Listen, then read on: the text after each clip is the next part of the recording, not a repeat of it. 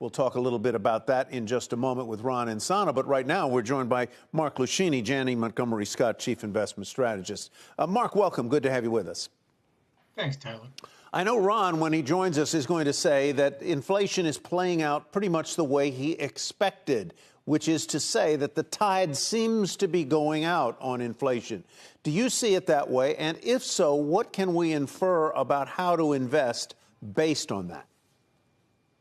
Well, I do largely agree with Ron in that interpretation of the inflation readings. We had for some time expected to see inflation begin to roll over some months ago as some of the feedstock to the inputs to CPI were clearly falling, in some cases somewhat precipitously, although there were sticky components that were helping to support inflation at well above Fed target levels. So at this juncture now, several months after seeing those inputs suggesting we were going to see some deceleration in inflation, is being confirmed by both the headline and the core readings that we got just yesterday. And so I think that obviously is a setup for the Federal Reserve to do what some of the Fed officials just recently had said, which is step down the pace of hikes, although likely continue for one or two more before pausing. And as a consequence of that, perhaps relieve some concerns that investors have, legitimate ones at that perhaps a recession could be averted, and therefore stock prices have already discounted the worst of those economic conditions that would weigh on corporate earnings. Do you think, Mark, that we've seen the bottom for stocks?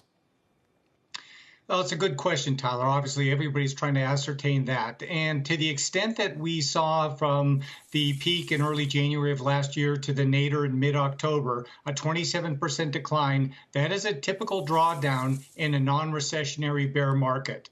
In a recessionary bear market, the drawdown is typically 34%, which does suggest that perhaps if we do encounter a recession, even perhaps a mild and relatively brief one, we could see some diminution in earnings, which could cause at least a retest of that October low, if not plumb lower levels still before a durable bottom is formed. Yikes. At this juncture, it seems as though there is some likelihood that we perhaps can skip past a recession, albeit by a trivial amount, but nonetheless help to support the kind of earnings that Wall Street is going to be clamoring for in order to expect to see equity prices already have seen that discount into the drawdown we had in October, and therefore maybe build more sustainable highs if we get above this 200-day moving average that we continue to flirt with repeatedly over the last 12 months. Diminution is a great word. Ron, what do you say? With respect to inflation, yes, absolutely. A diminution is, I think, a perfect word, where I was combing through every inflation statistic I could find in order to write the piece that I put out today. And that number has been, in many cases, cut in half from where it was at the peak. For the last 6 months, we've seen inflation come down consistently by every measure, whether it's CPI, core PCE, the Fed's favorite gauge. We're really seeing inflation fall off. And again, going back to that word transitory, which the Fed may have improperly used early on, insofar as I think many people thought it implied a couple months.